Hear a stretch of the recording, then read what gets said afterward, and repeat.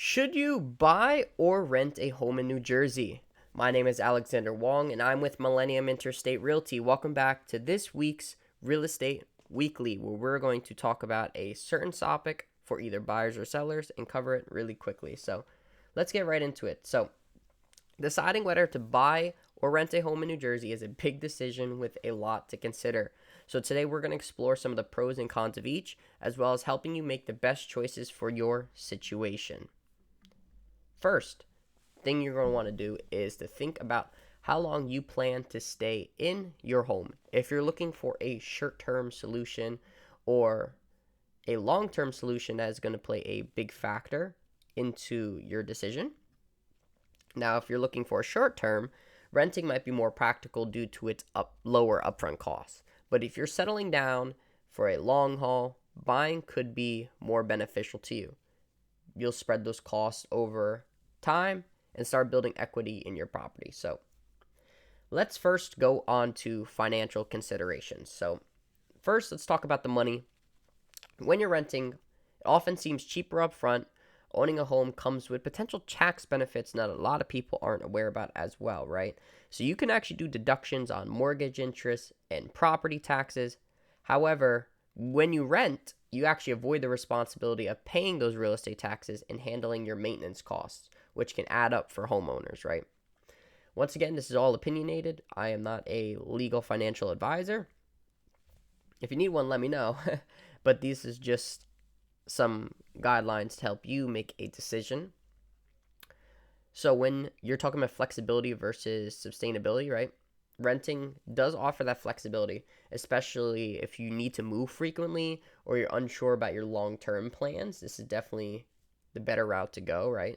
On the other hand, if you're owning a home, it provides that sustainability and control over your living space. So if you, as I mentioned before, plan on settling down, this seems to be a better idea, so you can customize your home to fit your lifestyle without needing a landlord's permission to do the kind of changes that you wish to do. So when you're thinking about a quality of life, right? Owning a home means, as I just mentioned, that you can personalize it with your tastes and needs, which can enhance your quality of life, essentially. But if you value conveniences and amenities, renting might be better fit. Now, I'm not saying that you can't have one and the other. However, if you are in a special community that offers shared facilities like gyms and pools, that could work out better for you, right? You also want to take a consideration at your life standpoint, right? Ask yourself these couple of questions. Think about, how long do you plan on living there, right? If it's short term, 1 to 3 years, medium term, 3 to 5 years, or 5+ years, do you see yourself do you see your living situation changing significantly, right? Requiring you to need more or less space, essentially. If you are a young couple moving in with your fiance or wife and you're thinking about having a child, right? You might want to think about, even though that might be 5 years from now, it is a thought to consider during your process. Also think, would this home be an investment or just merely a place to live, right? Is this, as I said, do you want to settle down? Do you want to park yourself and build equity over time? Or is this just a place kind of to get by while you're traveling for business or whatever that may be? So which core need do you want to satisfy with yourself? And also think about, would it be worth it to take on a significant amount of debt if it meant that you could own the asset, right?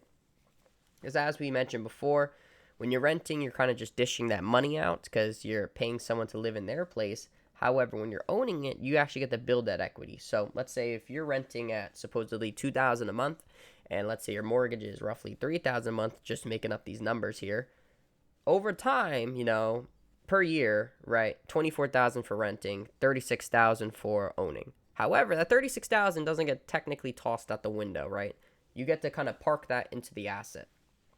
Now, once again, I'm not here to tell you screw renting. It all depends on what fits best for you, right?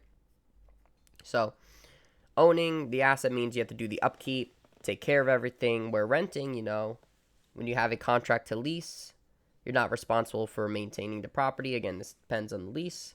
Or if something breaks, it is on the obligation of the owner to repair it. Now, bottom line, I would say, is that ultimately, whether you want to rent or buy, this depends on your financial situation, your lifestyle, and future plans. And both options have their advantages. So, weigh them carefully, guys, and make a decision best for you, your needs, and your family. Once again, if you're looking to buy, it would say if you want to own an asset, afford the price of buying a home in New Jersey, including all the upfront costs and ongoing costs, and plan to stay on it for at least 5 years, it's an opinion to pursue that direction. Now, when it makes sense to rent, I would say that you're willing to accept that you're going to be essentially staying at someone else's place and you don't have to keep the upkeep of the asset, or you can't or do not wish to afford all the expenses that come with initially and indefinitely owning a home in New Jersey. So, or not even staying there for more than a period of 5 years.